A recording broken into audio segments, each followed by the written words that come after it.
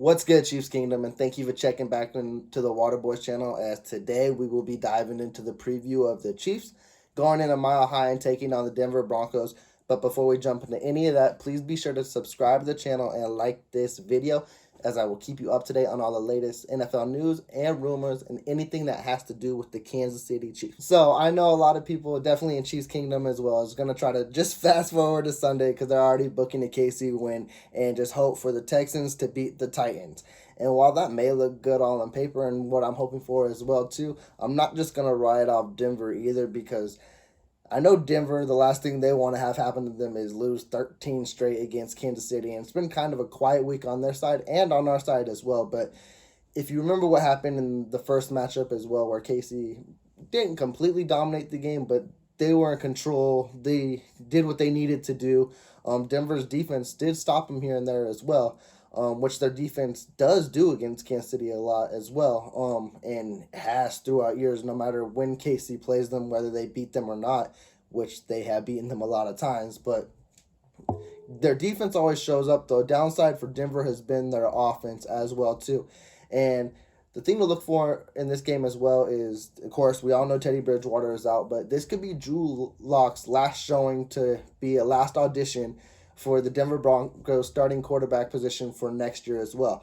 And he might try to do and put on a show. Will he? I don't believe he will. We know the Drew Lock. We've seen him for the last 2-3 years. I don't think he'll do anything special, but as an audition standpoint, as for him knowing this could be his last chance with Denver, but also putting tape out for other teams as well in free agency, because if he doesn't perform well here, or even if he does, there's a good likely chance he's not going to be with the Broncos next year. So I'd keep your eyes out for that as well, because he knows he needs to play a good game to be the Denver Bronco quarterback as well. Like I said, Denver does not want to lose 13 straight to KC, and if anything, this is definitely like their Super Bowl. If they know this is a losing season, they know to go out on a high note is to take KC out and try to get that number one seed. So I'm not going to book this as a guarantee as a lot of other people will, just because KC's been dominant against Denver. I do expect them to win. I just don't expect it to be as easy a fashion where everyone thinks. Again, I will probably contradict as well. I do still see it being a double digit, but like a double digit type, like maybe 14-point game. Everyone's thinking it's going to be like 20-point plus. I don't think it's going to be that crazy as well. But then again, Drew Lock, if he gets to throwing the ball like he normally does, he does throw picks and force it into situations as well. And I do think Casey's going to come out firing just because of what happened last week, whether you want to say it's the refs, a bad defensive play, the offense shutting it down. All three combined is what had KC lose against Cincinnati last week. And this is why I figure this to be a big game, just because this is not your typical Week 18 game.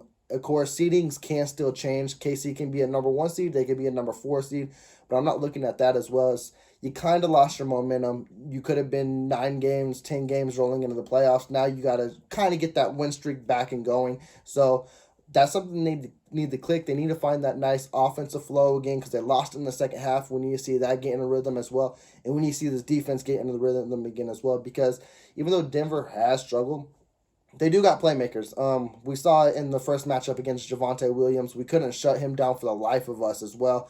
Melvin Gordon is a really good kind of duo threat back as well, both of them going back and forth. And then Cortland Sutton and Jared Judy are great receiving cores, as well as Noah Fant, if they get the balls to them. Again, the biggest thing is, can Drew Lock get the ball to them? And we'll just have to see. If KC's secondary plays like they did last week, it can be in for a long day. But do I see it? No, because Cincinnati is a different type of breed. They're another step ahead of Denver as well. Yeah, Denver has nice pieces, but as well, Joe Burrow's a different quarterback completely than Drew Lock. The receiving weapons, I'm not going to say they're similar, but they are a good receiving core. Like everyone knows, and even Chiefs Kingdom knows as well, is Denver is literally probably not even a great quarterback. If they have like a mediocre or good quarterback, they can be a legitimate playoff team. They got a great defense. They got a great receiving core. They're a good, complete team. It's just that quarterback position is what's holding them down. So it's going to be interesting to see if Drew Lock can manage a game. Now, if he tries to be a gunslinger and win the game, that's KC all day, and I can see that like 20-point blowout game. But if he knows how to manage a game and keep Denver in it, then it could be interesting. But I see KC coming, trying to fire on all cylinders. I think that defense is going to get back to form. Going to be a big game for Chris Jones, as a lot of us know. If he gets that one more sack, it puts him at 10 plus, gets him his incentives. I think he's going to get at least 2 sacks in this game. I'm going to call that as well. Frank Clark's been turning around as well. He's been getting like a sack every game. We know what Ingram's been able to do. Even though he hasn't been able to get sacks like that, he's been able to get pressures and stop the run, which has been really great as well. Jarron Reed has turned it around. And my biggest thing is I just want to see this secondary click again. They had a very bad game. Even though Ward was in position on most of those balls against Chase, unfortunately they went Chase's way. So kind of get his swagger back and get his mentality back. Hopefully he gets a few deflections, maybe an INT to get him back in his way. Same with the Honey Badger. Fitton had a very bad game in my opinion. Even though Ward was there and missed a couple coverages, Fitton looked lost a lot of times last week. I want to see him get back to his normal self as well. And we mention it every week, so hope Sorensen ain't deep. I mean, that's the one thing. I know I blame it on Fenton as well, but that's a 50-50 duo and on that play against Chase. And either way, I just don't want to see Sorensen back there. Keep him in the box, have him stop the run. And as well, like I mentioned, on offense, let Mahomes do what Mahomes knows how to do best, and that's one, he's a great game manager now, but man, when he's Mahomes, he's great. And we saw it in the first half, and it's not like it disappeared in the second half last week at all. It's just we kind of backed away from it. And let's not do that.